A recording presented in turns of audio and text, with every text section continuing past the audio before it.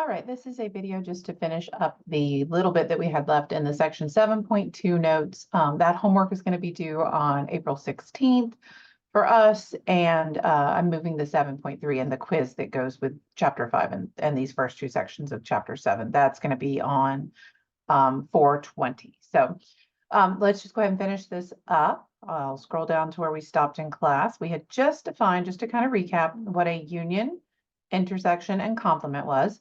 We learned that the union is when you take all of the elements in both groups and you just make a list. You don't repeat any elements. So like if you have a 1 in both groups, you just list it once. But it's essentially just writing everything that would be in both circles of the Venn diagram. So that's the only A part, the intersection, and the only B part. Okay. The intersection is just that middle part, what they have in common. So you're only looking for the elements that the two groups share. And then if you have an intersection where you have no intersection, no elements inside there, we called that empty. And we said that that meant that the two sets actually look like this. They're what we call disjoint. The complement is if I'm looking at the elements that are in A, it's everything in my universe that I've been given that is not in A. So if you look at this, this is the universe of digits 0 through 9. So I wrote 0, 1, 2, 3, 4, 5, 6, 7, 8, 9. And then A was 1, 3, and 5, and 7. So we marked out those elements because those are in A. And then not A was the 0, 2, 4, 6, 8, and 9. Okay, so we're going to practice this now. We've got all of those rules. We're going to go through and see if we can do a bunch of operations together. So our universe is 1, 2, 3, 4, 5, and then the letters C, D, E, F, G, H, I. Our subsets inside there are of A are 1, 3, 5, D, E, F, and B, we have another subset of the universe, 4, 5, C, E, G. So if it's me, I like to draw the picture of what this is going to look like. So I'm going to actually draw it a little bit above here, just so I have some room down here to do some of my work. So I'm going to make a universe. That's the box. We kind of call that U. And then we're going to have a set A inside and a set B. We think they may or may not overlap. So we go ahead and just put that intersection picture there. If it's empty, we'll just not put anything in there. We look at the two sets. Always start with your intersection first to see if they have anything in common. So it looks like the number 5 is in both of them. So I'm going to put that in the intersection. And the letter E. So they both have the letter E. So 5 and E are in the in-between part. And that doesn't really look like an E. Let me see if I can draw that just a little bit better. There we go. So then on the A group, anything that we see in A that is not in that intersection, we're going to list in the only A part here. So that would be the 1, the 3, the D, and the F. Okay. And in B, we have to list the 4 in the only B part, the C, and the G. Now, we have not got all of our elements yet, so we need to look and see what is in A and B together, and that whole group, that union. And anything that's not in this union is going to be in the outer part of our universe. Okay. So 1 was inside that part, 2 was not. So 2 has not appeared yet. So I'm going to put it out here. 3 was inside A, 4 was in B, 5 was in both, C was in B, D was in A, E was in both, F was in A, G was in B, H has not appeared yet, and neither has I. Okay, so there's all of the Venn diagram set up. Now, when we're doing our union, remember, we're just writing all the elements we see in both circles, or just thinking about looking at the list. You don't have to necessarily have the picture to draw that. And you're just listing everything you see from both groups. Just don't double list any elements. So we have a 1, a 3, a 4, a 5, a C, a D, an E, an F, and a G. So that's the union. Those are all the elements we see inside both of those circles. The intersection's only what they have in common. So we list that as the set of 5 and E. Not B, it means if you imagine that circle B, so I'm going to actually draw this a little bit with a different color. So let's draw it with the red. So if I draw the circle B in the red, notice all the elements inside there are in B. Not B is anything that's outside of that red circle. So it's anything that's in the only A part or just the universe part out here. So that's going to be 1, 2, 3. I try to list them in order sometimes. D, and that doesn't matter on a test. You do not have to list all of them alphabetically or numerically. But we have those elements. Now, we're going to do some combinations here. Now, remember, this is the one symbol for complement or not. Also, the little C means not. So those are both symbols for complement. We had that circled up here. So this says A intersect not B. Okay, so not B, we know, is 1, 3, D, F, 2, H, and I. A intersected with that is just those 4 elements that are in A, but also not in B. So it's these 4 elements that we see in the only A part of that circle. So that's going to be 1, 3, D, and F. A union B, remember, is everything we have in both circles, but that says complement. So that means we're not using everything in both circles. So we're using those little elements that are out in that universe part. They're in our universe, but they're not in the circles A or B. Okay. And then this one right here, we might want to, maybe I'll highlight or color code. Let's see, maybe not, we'll see. We might just see if we can maybe put a lime green color on it. So not A is everything outside of circle A. So if you think about circle A being this lime green circle that I'm doing here. So notice not A would be 4, C, G, 2, H, and I. Okay. So that's everything. I'm going to just list that out here. So that's 4, or let's put the 2 first. 2, 4, C, G, H, and I. All of those are not A. Then we're going to union that with B, which B is 4, 5, C, E, and G. So that's the red circle. So what you're doing when you union is you put every element you see. So we're actually going to combine this and get a larger list, but we don't repeat any elements. So we're going to have the 2, the 4 showed up in both, but we just list it once, the 5, the C, the E, the G, the H, and the I. So this is the final answer for that last one. So remember, union means write everything from both groups. So sometimes it is helpful to write your individual groups out if you don't know it visually from the picture. And to then union means just to list everything you see. An intersection symbol, which is the one that's the upside down U, remember, means list only what they have in common. Okay, so let's look at some applications real quick. It says when receiving a blood transfusion, a recipient must have all the antigens of the donor. A person may have one or more of the 3 antigens, A, B, and Rh, or none at all. 8 blood types are possible. As indicated in the Venn diagram, where U is the universe of all people under consideration. So these are just all the patients they're dealing with, and they just marked what kind of blood types they have. Indicate which of the 8 blood types are included in each set below. So notice, the circles are different. It's not A, B, O. They did A type blood, B type blood, and then they did RH blood. So RH factor is either positive or negative. So notice everything in the RH circle is all positive blood types. So everything outside of that is a negative blood type.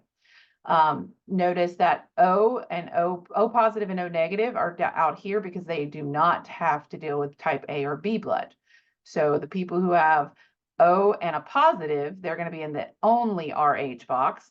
And the people who have the O and the negative, they're outside the universe. Notice we also get those AB blood types for the intersection of the A and B. So let's look at this. So A intersect RH. So that's the blue circle intersected with the green circle. So that's going to be A positive and AB positive. So those are the ones in that group.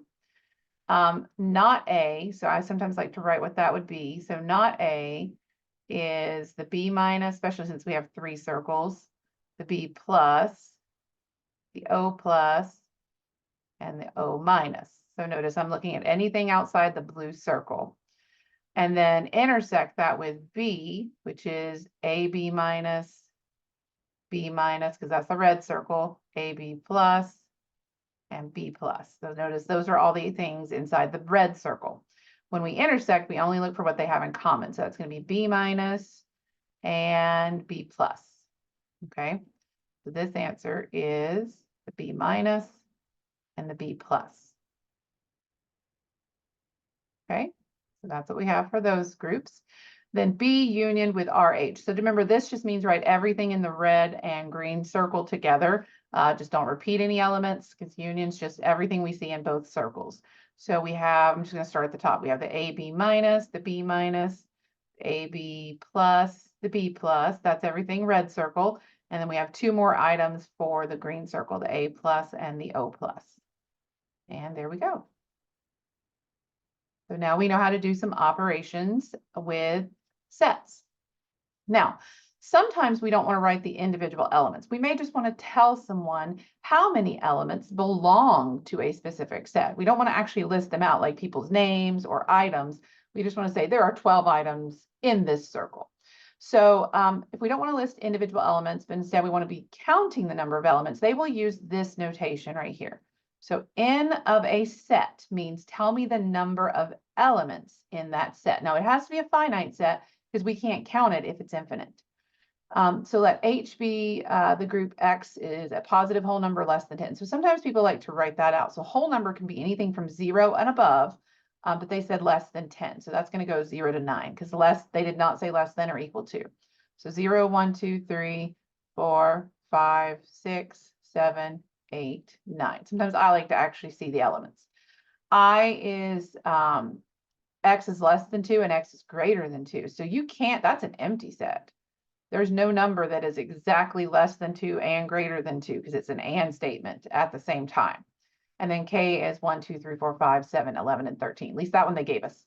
So the number of elements in H would be, we can count this. There's 1, 2, 3, 4, 5, 6, 7, 8, 9, 10. So that is what we would have put here. We are telling someone how many elements are in H. So that's what N means. This would be 0. Even though it's an empty set, you don't write empty when they ask you how many elements are in the empty set. That would be 0 elements. That's why it is empty. K has 1, 2, 3, 4, 5, 6, 7. So 7 elements. Okay. If we union H and K, we would be making sure we don't count anything twice. So we got to be really careful here. So we've got 1 through 9. We know that's 10 elements. 1, 2, 3, 5, and 7 have already been included. So that's 10 elements plus 2 more. So that's going to be 12. The number of elements in the intersection, well, we're just looking for what numbers they have in common. So that's 1, 2, 3, 5, and 7. So that's 5 numbers that they have in common. How many subsets can we make of K? Now, I taught you this in class. We learned that the number of subsets is 2 to the N, where N is the number of elements. So if we have K, which has 7 elements, we need to do 2 to the 7th.